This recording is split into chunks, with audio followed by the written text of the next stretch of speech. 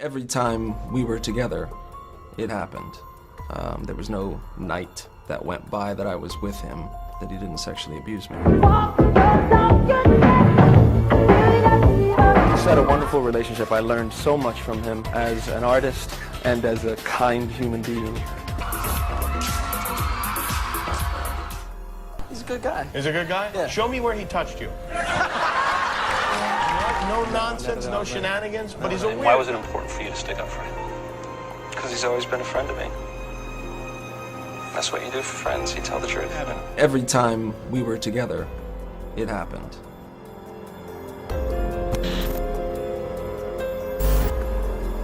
On May 1st, 2013, Wade Robson filed a creditor's claims civil lawsuit against Michael Jackson's estate and companies for monetary compensation with claims of childhood sexual abuse by Michael Jackson.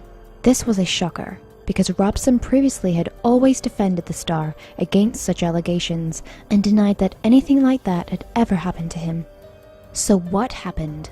In this film, we will lead you through the process of Robson's changing of his story, the circumstances surrounding it, and the legal proceedings in this case.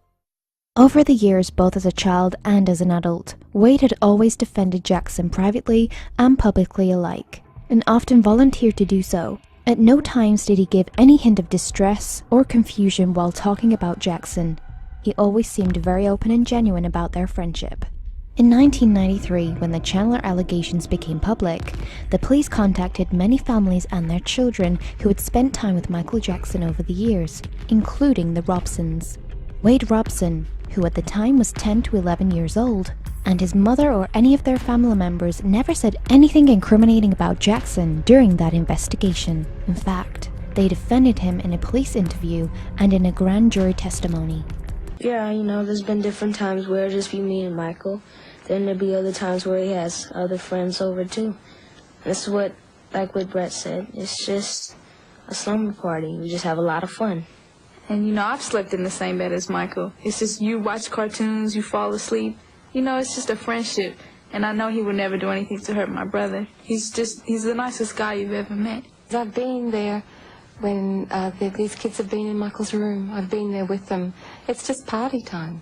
They watch videos, they eat junk food, they play video games. They play so hard.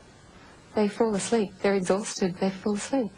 There's nothing more to it than that. From your standpoint, does it seem unusual for a 34-year-old man to have kids sleeping over? Not when you know Michael's background. Under normal circumstances, possibly yes. But Michael, everybody knows he didn't have a childhood.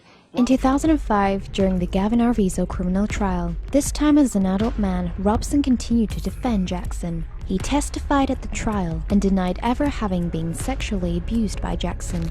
Robson continued to defend Jackson privately and publicly alike. Are you still friendly with Michael? Yeah, we still talk every couple months, catch up. You do, really? Yeah. Well, what's he like? What's he like? He's a good guy. He's a good guy? Yeah. Show me where he touched you.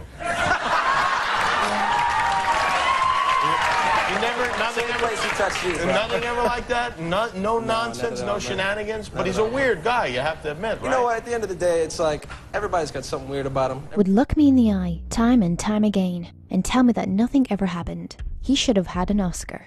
He was very convincing. That was up until May the 8th, 2012, when he changed his story. So what happened? Why and how did Robson change his story after all those years of defending Jackson? His claim is that it was not until 2012 that he realized that Jackson had allegedly sexually abused him as a child. He does not claim repressed memories.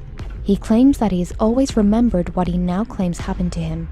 Only he did not know until 2012 that it was sexual abuse and that it was wrong. This is a weird claim, considering that during the 2005 trial, Wade was already an adult man, and it was discussed everywhere how wrong such alleged acts would be and how there would be nothing consensual about sexual relations between a child and an adult.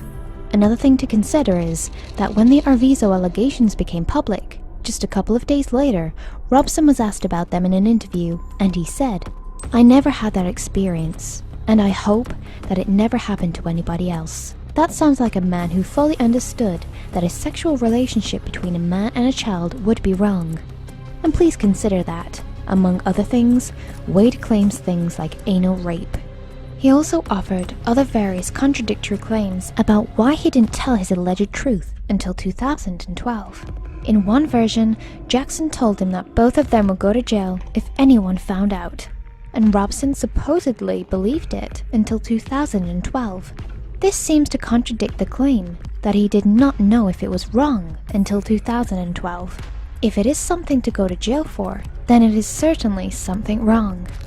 According to yet another version, that he told his mother Joy Robson, as per her deposition, he denied being abused at the 2005 trial because he felt shame about it. But Wade contradicted that in his own deposition. Question: when you testified at the criminal trial in 2005, did you feel a sense of shame of what had happened between you and Michael? Wade Robson: no, I didn't. I didn't have any. As I stated, I didn't have any perspective on it. I didn't know that at the time. I didn't know that at any time until post-May 2012. Wade also made the claim that both in 1993 and in 2005, when he was already an adult man, Jackson had allegedly coached him on the phone in the form of a roleplay, and that supposedly made him a masterful liar, or a master of deception, as he put it, for more than 2 decades. What was this powerful roleplay that supposedly made Wade such a convincing liar, both as a child and an adult? Well, Jackson allegedly told Robson on the phone, "They are making up all these lies about you and me, saying that we did all this disgusting sexual stuff. They are just trying to take us down, take away my power and my money, take away our careers. We can't let them do this. We have to fight them together."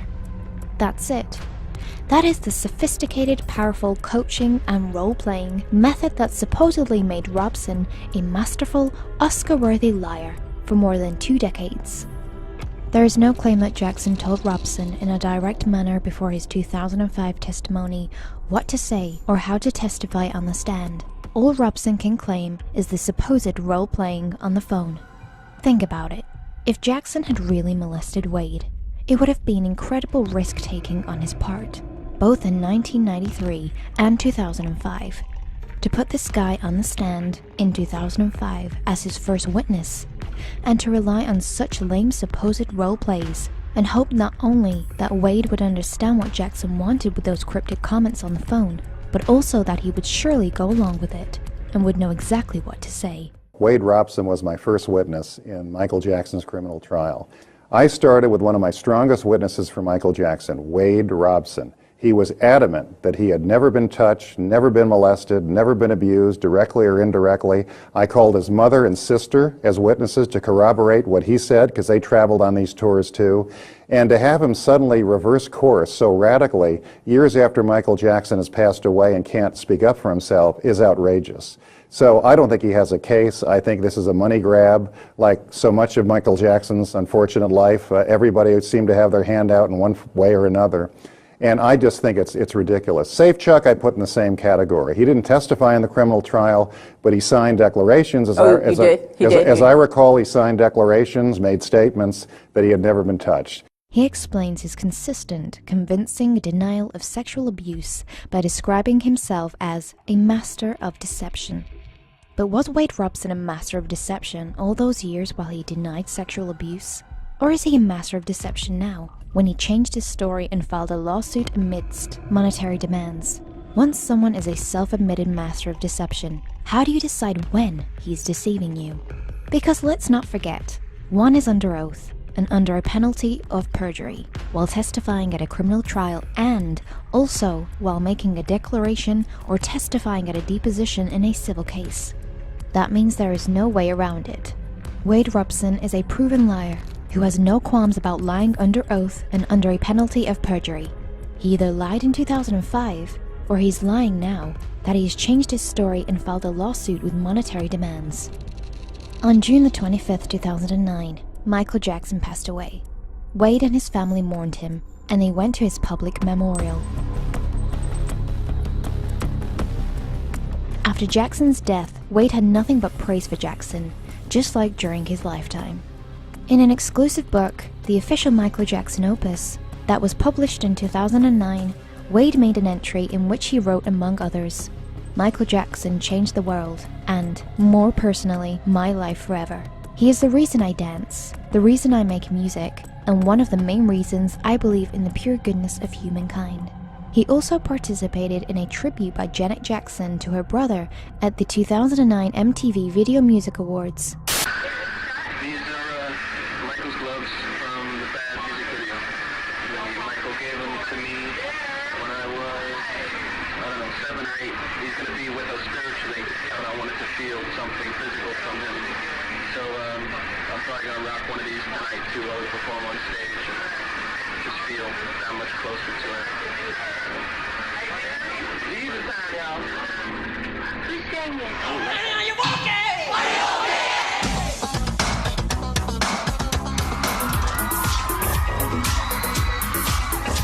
Just had a wonderful relationship. I learned so much from him as an artist and as a kind human being, that he was a man, that he was a father. And that's what it's really about, is a father and his children. And he's a wonderful dad. And In November 2010, Wade and his wife Amanda had a son.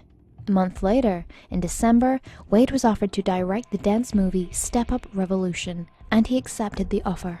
According to his court papers and a blog post he wrote in November 2017, he considered this as the fulfillment of Michael Jackson's prophecy to him as a child, that he would become a movie director of epic proportions, bigger than Steven Spielberg. In early 2011, Wade crumbled under the pressure of the job, which triggered a nervous breakdown in him, made him pull out of the project, and left him purposeless. He wrote about it in a blog post in 2017. "I was fulfilling Michael's prophecy, and then I blew it.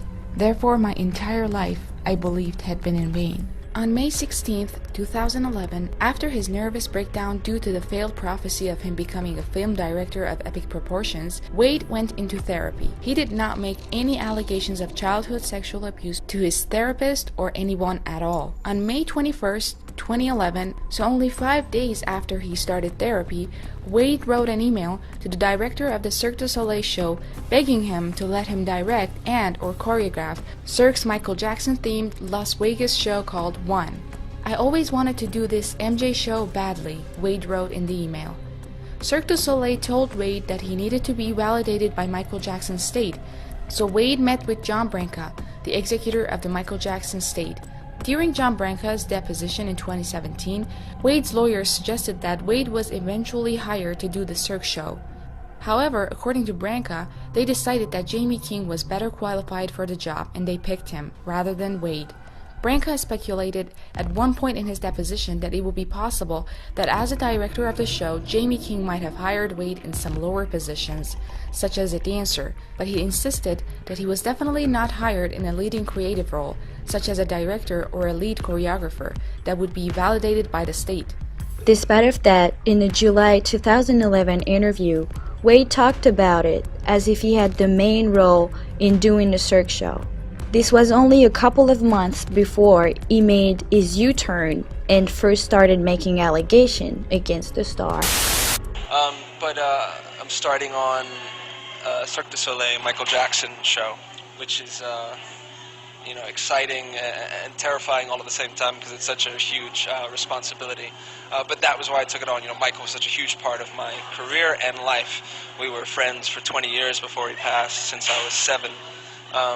So it's an opportunity for me to give back a little bit to his legacy. It's such a big part of his legacy, and to make sure as much as I can that it's done right and that it really represents his essence.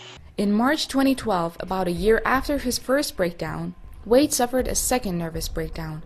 He went to a new therapist in April 2012, where he started an insight-oriented therapy. According to story, about 3 weeks into the therapy, on May 8, 2012, he first started making allegations of child sexual abuse by Michael Jackson to his therapist or anyone at all. So what happened between Robson's first therapy in 2011 and his second in 2012? How did he come from praising Jackson and wanting to work on Cirque du Soleil's Michael Jackson show badly in 2011 to claiming childhood sexual abuse by Jackson in May 2012? Wade now claims what triggered his realization that he had allegedly been sexually abused by Jackson as a child was watching his 1.5-year-old son and imagining and visualizing him being sexually abused. Apparently, he needed to imagine and visualize his infant son being sexually abused to be able to muster up any emotion that he could build on his own story of alleged childhood sexual abuse. Mind you, visualizing things that he wanted to turn into reality was no stranger to Wade. In a 2002 interview, he said, "Learn how to visualize. If you have a goal, you've got to visualize every little aspect of it. Every time I've done that wholeheartedly, it's always happened. It's never failed."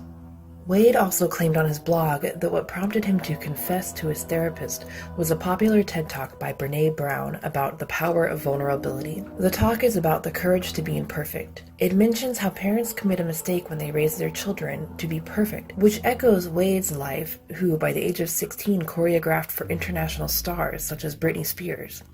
The lecture seems more related to Wade's struggle with career expectations and his struggle to be perfect in his job from an early childhood than about sexual abuse. For a long time, he has struggled with the expectations and pressures of his job. He completely omitted this element from his lawsuit. But from his blog post that he has published in 2017 and 2018, after his lawsuit was tossed, we learn about these struggles in detail.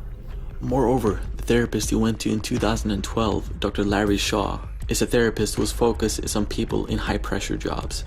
That this was Wade's real issue indeed is echoed in several blog posts he wrote in 2017 till 2018.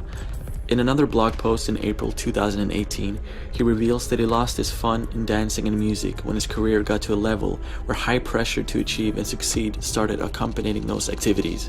In yet another blog post in January of 2018, he reveals that it was the pressure to achieve and succeed that led to his nervous breakdowns.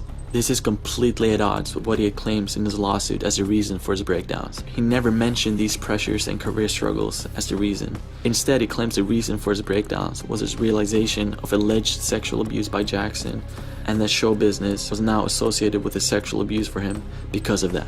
Otherwise, he claims that his complaint, his career would have continued in an upward trajectory. As you have seen, this is quite simply not true based on his own blog, where he admits that he had long struggled with unfulfillment in his work and the pressures and expectations of his job, and that those pressures and expectations were the reason for his breakdowns. Moreover, his career crumbled way before he realized that he had allegedly been sexually abused. This means the whole premise of his lawsuit about his breakdowns being a result of sexual abuse is nothing but a lie, and it was a very convenient lie too. According to his mother, Joy Robson's testimony, he also had financial problems at the time, and then he suddenly realizes that he was allegedly sexually abused by Michael Jackson as a child. In his deposition and on his blog, Wade made claims that it was Jackson who taught him to always work hard and who was responsible for his unhealthy work attitudes from an early childhood. The reality is, however, that Wade's mother, Joy Robson, was a very ambitious stage mom, and it was her who trained her kids to work hard from an early childhood. Wade made absolutely no mention of that in his lawsuit. My kids worked every weekend, every school vacation. Their birthday parties were backstage. Their Christmas parties were backstage. No regrets. Despite of clear evidence that it was Wade's mother who made her children work so hard, in Wade's new version of his life, it is Jackson who is made out to be the scapegoat for his unhealthy work attitudes. Jackson actually begged Wade's mother to let Wade have his childhood. Joy Robson herself testified to that in her 2016 deposition. She said that Jackson, quote, used to call me and ask and beg me not to make Wade work all the time, to let him have his childhood, end quote. Also from the 1995 article, as well as from the Robson's testimony in 2005, or Joy Robson's deposition in 2016, we learned that Jackson was actually hardly present in their life at the time. On top of Wade's career struggles and financial struggles at the time, he also had a marital crisis. According to his own deposition, his wife Amanda had a hard time handling his breakdowns and threatened to leave him. So this is the context in which Wade, as a quite convenient solution for all of his problems, suddenly realized that had allegedly been sexually abused by Michael Jackson as a child. This U-turn made it possible for him to sue Jackson's entities for money or to use his newfound story in other ways. like seeking a lucrative book deal. In a note that he wrote to himself that the Jackson state found out about and presented at his 2016 deposition, Wade stated, "My story of abuse and its effects will make me relatable and relevant." There would also be a benefit in scapegoating someone else for his professional and personal problems and failures. With the claim of sexual abuse, Wade is suddenly seen as a victim, not as someone who failed in his profession and failed as the family breadwinner. The blame is shifted on someone else. Wade claimed that because of Jackson's alleged sexual abuse of him, he was no longer able to do any kind of entertainment activity because those activities were now too associated with Jackson and sexual abuse for him. He claimed that he could not dance,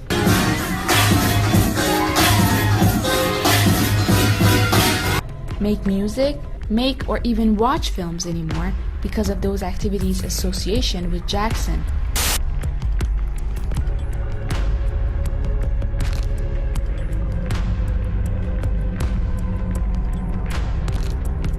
The fact is, however, that Wade continued to do all those activities, all the while claiming in court documents that he was so traumatized by such activities' association with Michael Jackson that he would never be able to do them again, so he needed financial compensation. In September 2017 then, while his lawsuit was heading towards dismissal, he declared himself quote-unquote healed from the bad associations regarding entertainment activities and announced his return to the dance, choreography, and entertainment scene. So the alleged bad association and his inability to work were suddenly all gone when his lawsuit was close to dismissal. Wade filed a civil lawsuit against two of Jackson's companies, MJJ Productions and MJJ Ventures, also for monetary compensation. In the lawsuit, to get the monetary compensation he desired, Wade portrayed these companies as, start quote, the most sophisticated public child sexual abuse procurement and facilitation organization the world has known, end quote, that knowingly and deliberately facilitated his alleged sexual abuse. However, his own mother's deposition in 2016 inadvertently exposed Wade's allegations as lies. The Robsons, who were originally from Brisbane, Australia, first met Jackson in 1987 when he was on tour in Australia, and Wade, who was 5 years old then, won a dance competition at a Target store where the prize was to meet Michael Jackson. Wade alleged in his lawsuit, start quote, that the meet and greets were purposely orchestrated by MJJ Productions and MJJ Ventures as a sexual grooming mechanism to acquire minor sexual abuse victims for Michael Jackson, disguised as charitable events for minors, end quote. First of all, the meet and greet was not organized by either of Jackson's companies, but by Target, Pepsi, and CBS. Wade knows that too, since in his 2005 testimony, he himself made mention of Target organizing it. If it were up to Michael, their encounter would have ended there. It was Joy Robson who made further efforts to contact him. She, with her son, had delivered a thank you note to Jackson's hotel room a couple of days later, and as a result, they had another meeting with him for about an hour and a half. Again, this would have been the end of their encounters if it were up to Michael. Over the next few years, Joy Robson sent Jackson letters and videos about Wade's progress as a dancer, but they never heard back from the star. The next time they met or even talked to Jackson again was more than 2 years later in 1990, when, once again, it was the Robsons who sought contact with the star, not the other way around. How does this make the meet and greets, quote, a sexual grooming mechanism to acquire minor sexual abuse victims for Michael Jackson, as Wade alleges?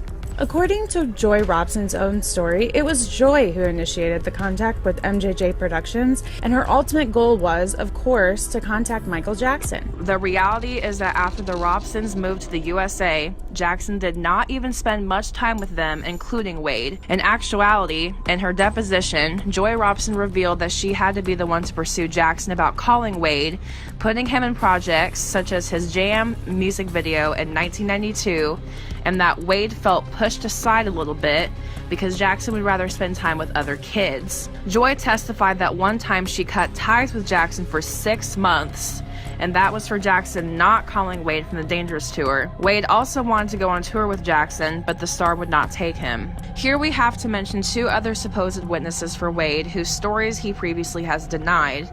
These people are ex-employees of Jackson, who came out with claims of inappropriate behavior by the singer during the 1993 Chandler allegations and the accompanying tabloid media frenzy. They have been paid money by the tabloid media for their stories. One is Mark Quindoy, who worked for Jackson with his wife between 1989 and 1990. In the wake of the Chandler allegations in 1993, they sold stories to the tabloid media, claiming that they quit because they were so disturbed by what they had allegedly witnessed Jackson do with children, including Wade. The thing is that the Quindoys gave media interviews about Jackson before the 1993 Chandler allegations as well. Before the 1993 allegations, the Quindoys talked about Jackson as a kind, shy man who was good with children. Their stories only changed when, in 1993, the tabloid media offered money for molestation stories about Jackson. Various journalists revealed that the Quindoys shopped their newfound stories for $250,000 to $900,000. The Quindoys also tried to shop around a book deal. Even tabloid journalists noted about the Quindoys that they found them to be completely untrustworthy. The other main witness of Wade is a maid called Blanca Franquia, who worked for Jackson between 1986 and 1991. In 1993, in the wake of the Chandler case, she alleged that on one occasion she witnessed Jackson showering with a child, Wade Robson. Franquia was paid $20,000 by the tabloid TV show Hard Copy for her story, an amount that was more than her annual salary at the time. In her deposition in January 1994, Blanca Franquia admitted that she never saw or heard Wade Robson in the shower with Michael Jackson. She admitted that she only ever saw Jackson in the shower, and she never saw a second figure with him. She also admitted that she never heard anyone else in the shower other than Jackson himself. Remember that in 2005, she testified that she saw them together in the shower, which makes her a liar under oath. So, these are Wade's main witnesses. Wade also claimed that he filed his lawsuit to help Jackson's supposed other victims, but his treatment of those other alleged victims was certainly inconsistent with that. In his deposition, Wade admitted that he never attempted to reach out to Gavin Arvizo, the boy at the center of the 2005 trial. So despite of his claim that he filed his lawsuit not for money but as some sort of advocacy for Jackson's other victims, he never bothered to reach out and apologize to the boy whose justice Wade obscured, if we believe the current version of his story that he had falsely testified at that trial. He also aggressively pursued Jonathan Spence, a man who befriended Jackson in the 1980s as a child. Spence never accused Jackson of any wrongdoing, and he still says that Jackson never did anything wrong to him. He also approached Brett Barnes, another man who befriended Jackson as a child and always maintained that Jackson never molested him. When Robson's allegations became public in May 2013, Barnes tweeted, "I wish people would realize, in your last moments on this earth, all the money in the world will be of no comfort. My clear conscience will." We shot for a year, and I was 10, 11 in that time frame, and then I also continued to be friends with him for about a decade. He just had this unconditional love. He was so pure. A lot of the general public just didn't treat him well.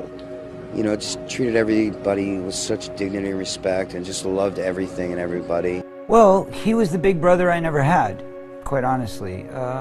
He was everything to me as a kid. He taught me so many things. He's taught me about loving animals, vegetarianism, animal rights, environmental issues, caring about your fans. He was almost a metaphorical hero, and he was also a literal hero. Metaphorically, he was almost like a father that I never had. Basically, he befriended me. He took me into his life, which is very rare for Michael to do, but he opened up his arms to me and accepted me as a very good friend of his. And throughout the years, he never let me go. So I went with my whole family, and next thing you know, we were friends. We were like, seriously, he was like my best friend growing up for like a good fat stretch of my life. Yeah. Like it was legitimate friendship. Yeah. I sat there and I gave them the names.